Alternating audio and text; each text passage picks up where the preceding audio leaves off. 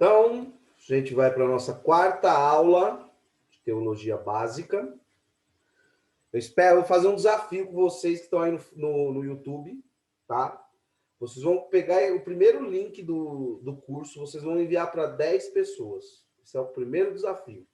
Assim que acabar a aula, que essa aula estiver disponível no YouTube, vocês vão pegar a primeira aula do curso de teologia e vão enviar para 10 pessoas, tá certo? Vamos... Eu também quero lembrar aqui, antes, pega um café, vamos tomar um café primeiro, já muta o microfone aí, já coloca o seu celular para carregar, colocando aqui um cafezinho aqui para nós. O QR Code está aqui embaixo, para quem quiser ajudar, R$10. Vai participar para ganhar uma caneca, hein? Então, ajuda lá, o QR Code está ali com R$10 por mês, você já consegue ajudar para a gente mudar o cenário, mudar a câmera e mandar bastante coisa para vocês também. Quero agradecer a Emily Borges, que adquiriu o nosso curso fechado de bacharel em teologia, então vai estudar bastante aí, 4 semestres, vai estudar doutrinas judaicas, doutrinas bíblicas, misiologia, entre outras, são 32 matérias, bem legal o curso, são 4 semestres, tá certo? Quero que eu falei já para vocês divulgarem para 10 pessoas. Vamos começar, então, com nossa quarta aula. Então, vamos lá. A Igreja Católica, a gente estudou nos slides passados, nas aulas passadas, que ela, junto lá com o imperador Constantino, ela vai colocar o Concílio de Nicéia, ela vai criar regras e padrões para a Igreja. Com isso, com o Império de Constantino, a Igreja vai ganhar aquele destaque, vai ganhar aquela ênfase na Igreja Católica. A Igreja Católica ela sobreviveu à queda do Império Romano, né, do século V. Então, com isso, ela vai começar a adquirir bastante coisas, bastante bens, bastante propriedades, arrecadação de dinheiro, arrecadação de bens, tudo a igreja. Então, quando ela começa sendo perseguida, né, por Roma, e depois, com Constantino, ela vai participar da realeza ali, ela vai começar a adquirir bens, adquirir riquezas, estima-se que o Banco do Vaticano aí tem muitos tesouros guardados, né? Então, a igreja cresce ao longo do tempo, tá certo? Ela vai crescendo ao longo do tempo, vai pegando, vai adquirindo muitas riquezas, se transforma na religião mais influente do mundo ocidental. Então, ela vai propagar aí o seu império, a divindade de Jesus. Então, a Igreja Católica ela tem um papel fundamental para as demais religiões e agremiações cristãs, tá certo? Vou pegar meu cafezinho aqui. Desmuta o microfone aí. Tá dando para entender, não? Estão entendendo? Sim. Tá. Agora eu estou falando mais devagar, porque eu falava muito corrida, agora eu estou bem devagar, coloquei um cafezinho aqui para a gente aproveitar ao máximo, tá certo? Beleza, certíssimo. Vamos lá. A riqueza do Vaticano. Então, com o passar do tempo, a Igreja Católica vai arrecadando grandes riquezas, igual a gente começou a falar no slide anterior. Ela vai começar a pegar propriedade, ela vai começar a pegar ouro, prata, grandes riquezas de ouro daquela época, o Vaticano tem até hoje. Né? Por exemplo, você vê esses castiçais, essas coisas, desde aquela época lá, tá certo? Então, o Vaticano ele vai adquirir, o Vaticano como instituição e como igreja, né, vai adquirir muitos bens de diversas partes da população da época, tá certo? A Igreja Católica, o Papa, recebe muito dinheiros de imperadores, reis, nobres, entre outros. A regra do celibato também. Então, o que acontece? O Vaticano instituiu, desde aquela época do século V, que as pessoas que eram praticantes adeptos, que iam ser padres e tal, ele deveria, desde aquela época, a ter o celibato, que é o quê? A não se casar, e com isso eles conseguiram adquirir muito mais riquezas, né? Então, se eu não caso, logo eu não tenho filhos, logo eu não divido os bens com a igreja, tá certo? O Papa, ele é o órgão central da igreja, onde ele tem todo o poder de domínio e mando, certo? Então, esse é um ponto importante. Olha o tanto de ouro, desde aquela época que a igreja foi arrecadando, arrecadando, arrecadando, arrecadando. Aqui nós temos o clero regular e o clero secular, que nós vamos difundir isso. E agora, quando vocês verem um franciscano ou um monge, vocês vão discernir, eles são regulares ou eles são seculares. A gente vai desprender isso agora. Então, na época do Papa, se instituiu-se dois cleros, o clero regular e o clero secular. O clero regular, aqueles que viviam em mosteiros, conventos. Então, essa parte aqui, ó, onde eu estou passando aqui, o secular, o regular aqui, desculpa. Então, esses aqui, eles difundiam, eles viviam mais com os pobres, né? Com o convívio dos pobres, o secular. Então, aqueles que viviam junto da população nas aldeias ou cidades eram os bispos e eles participavam lá, ajudavam, tinham votos de castidade, tinham votos de pobreza. Então, essa parte aqui da igreja, ela vai ser toda voltada para a parte social, certo? Diferente do secular, os bispos, os arcebispos, que era a parte mais culta, a parte mais letrada da igreja. Então, aqui na parte secular, onde aconteciam os conclaves quando morria um papa, então esses conselhos de bispos, cardeais, eles iam e elegiam novos papas, né? Então, essa parte é a parte nata do clero. E aí você tem a parte regular, a parte onde que tinha a parte... Um padre, ele é clero regular, né?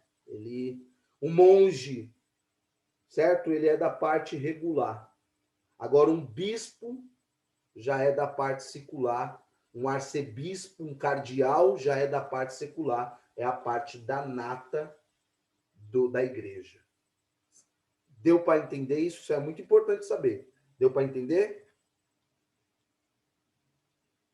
Desmuta o microfone aí. Eu sim. Deu para Deu sim. entender a parte regular e a parte secular, né? Sim. Perfeito. Então, vamos para o próximo. Então, seus votos para os franciscanos, para os dominicanos, para os monges era a castidade, a caridade e o voto de pobreza. Então, aí, a igreja conseguia arrecadar mais bens. Então, por exemplo, se a pessoa era... Vamos dar um exemplo. Se eu fosse me tornar um franciscano e eu tinha muita riqueza, eu tinha muitos bens, eu era, supomos que eu adquiri um bem, eu era o filho único, ganhei tudo e tudo era meu. Quando eu entrava na igreja, eu assumia esses 3 votos e a igreja confiscava essas minhas riquezas. Então, se eu fosse muito rico e eu fosse um franciscano, por exemplo, a igreja pegava os meus bens, porque eu teria que dar voto de caridade. Então, eu teria que doar isso para a igreja. Então, eu teria que fazer o voto de pobreza. Então, o voto de pobreza era feito para os franciscanos, dominicanos, beneditinos, entendeu? E era para ajudar as pessoas com conhecimento, difundir a palavra da Igreja Católica para os demais, né? Então, isso é um ponto importante para quem está fazendo o básico de teologia. Lembrando que o bacharel, o meu curso fechado, ele vai muito mais profundo. Ele vai, tem mais de 32 matérias. Então, quem faz o básico e quer fazer o avançado, vai aprender muita coisa mesmo. Então, aí, você tinha a difusão do teocentrismo. O que é teocentrismo? É Deus no centro. Teocentrismo, Deus no centro de tudo. Então a igreja ela vai fazer isso, ela vai difundir o teocentrismo, ela vai difundir que Deus é um e tal. Isso é um grande importante para a Igreja Católica, um grande ponto para a Igreja Católica. Ela vai difundir isso, certo? Então, quem é teólogo com uma visão de teologia do assunto, sabe perceber os pontos importantes da Igreja Católica e os pontos mais fracos da Igreja Católica. Mas ela teve, sim, papel de suma importância para os cristãos de todas as vertentes religiosas. Tá certo? Isso é importante frisar. Estou indo muito rápido, não? Para mim, não. Tá certo. Tá dando para entender, né? Sim. Perfeito. Aqui nós temos uma curiosidade. Quem sabe o que é conclave? Deixa eu ver aqui. Durval, sabe o que é conclave? Não, não sei. Eu não lembro, não. Conclave significa com uma chave. Então, olha que legal. Quando um papa morre, os cardeais de todos os lugares do mundo vão para o Vaticano e aí então o colégio de cardeais vão eleger um novo papa. Então o que acontece? Eles vão anotar no papel, eles vão levar até o centro, passando aqui, ó. Eu vou mostrar aqui para vocês.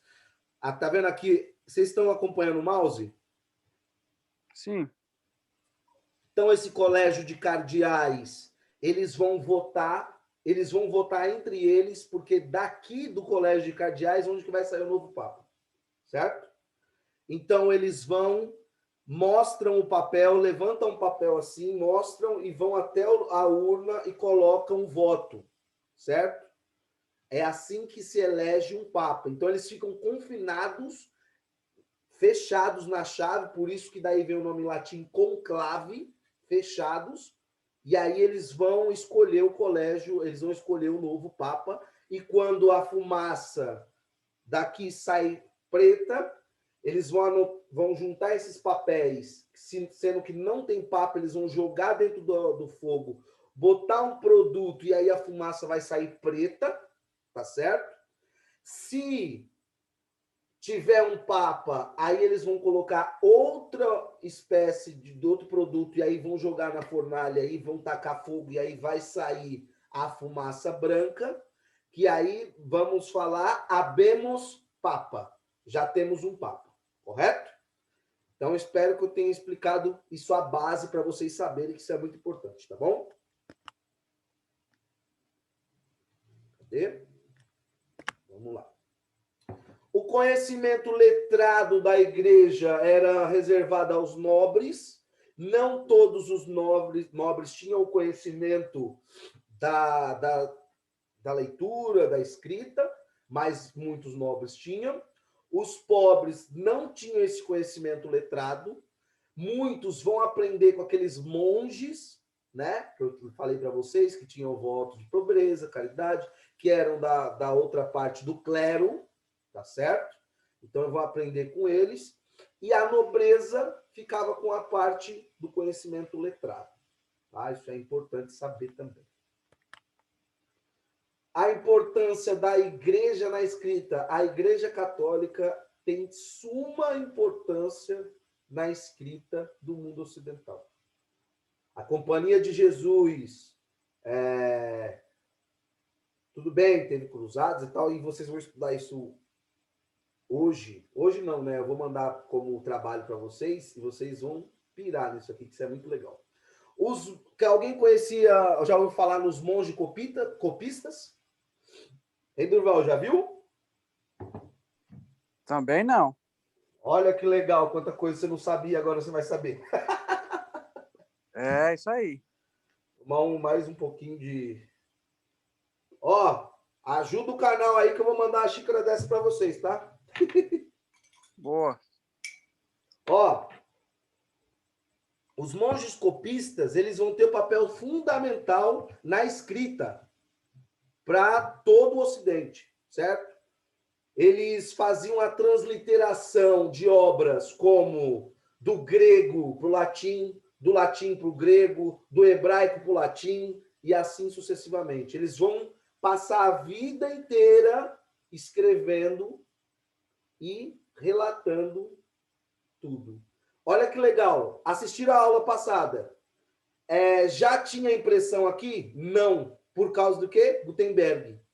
Com Gutenberg vai ter a cópia, o Xerox. Mas aqui, com os monges copistas, não tinha. Tá certo? Então é importante saber disso. Chama monges copistas. A Igreja Católica vai preservar, lembra que eu falei? Preservar muitas obras de arte que hoje nós vemos e tudo. É graças à Igreja Católica, ela que vai cuidar disso e preservar para que isso não se perca, tá? Então, aqui é o teto da Capela Sistina, onde foi pintado por Michelangelo, certo? A Igreja Católica ela vai cuidar dessas obras, ela vai guardar essas obras, ela vai fazer com que isso não se perca com o tempo, isso é muito importante frisar. Você vê a importância da Igreja Católica para toda a história, e do cristianismo, né, para toda a história. Não tem como você colocar a história sem o cristianismo, sem o judaísmo, sem o islamismo, sem as religiões. É impossível, porque ao longo de toda a história teve religião envolvida, certo? Então, olha a importância de vocês que estão fazendo o básico de teologia, e eu espero que vocês façam um avançado. Quando o cara é teólogo, ele estuda além de Deus em si, as escrituras as demais religiões, ele aprende ainda mais sobre a história, né? Isso é importante saber. A igreja vai marcar o calendário antes de Cristo e depois de Cristo, AC e DC.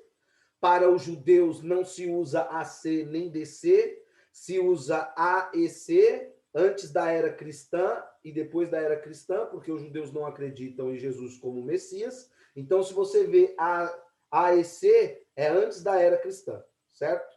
Eles não colocam AC nem DC, certo? Importante frisar isso também, quando vocês estiverem lendo obras de outras culturas. A igreja vai difundir os rituais, então os rituais que qualquer religião que seja cristã faz, como casamento, como batismo, como ministração ou missa, isso tudo vai vir da Igreja Católica, junto com aquele concílio de Nicéia, onde eles vão organizar tudo e vão deixar tudo que vai acontecer, certo? Então, o casamento, o batismo, a missa do galo, tem uns historiadores que dizem o seguinte: como a missa ela ia prolongava-se, ela ficava até o galo cantar. Eles faziam uma vigília. Então, ele adotou esse nome como Missa do Galo, porque ficavam lá até o galo cantar. Tá certo? Estão gostando da aula? Sim. Boa. As pessoas contavam as horas também. Olha que legal. A hora vai ser também pontuada pela igreja. Então, as pessoas pontuavam a hora, sabiam que horas eram por causa dos sinos da igreja. Então, pontuava lá, meio-dia, a igreja tocava o sino, vai lá para a igreja. Chegou perto das 6 horas, tocava lá o sino. certo? Então eles iam contando o tempo a partir do sino da igreja, certo? O Vaticano é o menor país do mundo, certo? Fica dentro da Itália. O Vaticano tem o seu próprio governo, que é a entidade central, que é o Papa, a monarquia. Eles têm a própria moeda do Vaticano, que é da igreja. Você tem o seu próprio banco e sua própria segurança. Então, é um país dentro da Itália, certo? A Itália teve um período que não aceitava esse país dentro, ou país-estado, ou estado-país, né? Dentro da Itália. Somente no Tratado de Latrão, com Papa Pio XI e Mussolini, pode ser também o Tratado da Santa Sé, feito entre o Reino da Itália e a Santa Sé, certo? Em 11 de fevereiro de 1929, certo? Então, com o Papa Pio XI e Mussolini, eles vão conversar, eles vão entrar no acordo, vão fazer um tratado onde a igreja assume as responsabilidades de aceitar a Itália como órgão separado, como um país, né? Não interferindo em relações do Mussolini, da Itália, com os demais países, não vai interferir, a igreja não vai interferir mais nisso, e com isso Mussolini aceita que o Vaticano se torne um país independente, né? Um órgão independente, um chefe de Estado como é o Papa, certo? O Papa tem total poder sobre a igreja, certo? Total poder de mando. Tudo, com a sua própria segurança, com a sua própria moeda, certo? Quando o Papa João Paulo II vai sofrer um atentado, o Vaticano vai confiscar, vai extradizir ele para o que quis matar o João Paulo II, ele vai trazer para o Vaticano, vai ser julgado lá, certo? Então, desculpem, você vê o poder daquele país-estado, estado-país, né? E o importante frisar também todos os países chamam o Papa para discutir sobre assuntos. E por que isso acontece? Porque a Igreja Católica ela tem os olhos e os ouvidos em todos os lugares, praticamente, do mundo. Então, a Igreja Católica é um aliado muito forte para um país. Né? Por exemplo, você tem um soldado que é católico, você tem um médico que é católico, você tem operários que são católicos. Então, chamar o Papa para discutir questões da igreja e das demais agremiações, isso é muito importante para a igreja ser como aliado, sempre foi assim. Tá certo? Hoje é isso, amanhã tem mais, mas eu vou deixar uma coisa importante para vocês pesquisarem, tá? Anotem aí, ou se não, peguem de novo, ou me chamem no privado que eu vou mandar. Prestar atenção nas principais... Eu vou mandar um filme para vocês vão pesquisar esse filme. O filme chama Cruzada, de 2005. É para assistir esse filme, e aí vocês vão ter uma visão não religiosa, teológica. O que é ter uma visão teológica? O que é pensar como teólogo? É analisar, fazer uma visão teológica, é prestar atenção nos principais fatos que estão ocorrendo naquele filme. Qual é o principal fato? Olha que legal. Na outra aula passada, nós vemos que o imperador Constantino vai mandar colocar uma cruz em cada escudo. Agora, quando vocês prestarem atenção no filme, que vocês verem aquele escudo com a cruz, vocês já sabem, já sei, foi Constantino. Foi por conta de Constantino. Então, essa é uma visão histórica, uma visão teológica. Vocês vão analisar o tempo o tempo que estava passando naquela época. Em que tempo que estava falando aquele filme? Em que época ocorreu o filme? Certo? E qual a relação entre o filme com a teologia? Tudo bem, eu mandei você assistir o filme, mas qual que é a visão da teologia? Qual é a relação do filme com a teologia? E se vocês quiserem, vocês podem mandar por e-mail um resumo, se quiser. Se não quiser, beleza. E a gente pode estar discutindo no grupo. Tá certo? Fui claro? Dúvidas? Não, eu estou tranquilo. Deu para aprender bastante coisa aí? Tranquila, bastante. Gostou? Muito bom. Muito bom. Imagina esse aí é o básico, tá? Se vocês verem os outros vídeos, né? Quem está aí comigo há mais tempo, esse é o básico. Eu vou pedir, quem puder ajudar no Pix, R$10, vai ganhar um presente. Eu vou mandar um livro que eu estou escrevendo, certo? Muito bom para vocês. Quando eu terminar de escrever o livro, que vocês mandarem, eu ajudei aqui, eu mando esse livro para vocês. Tá certo? Não se esquece. E quem quiser, depois que acabar o curso, o certificado, vai estar o meu número embaixo. Vocês entram em contato comigo que a gente vai alinhar certinho, tá certo? Dúvidas até aí? Não? Não. Então, espero vocês na próxima aula, tá certo? Até Beleza. lá. Falou, abraço. Abraço.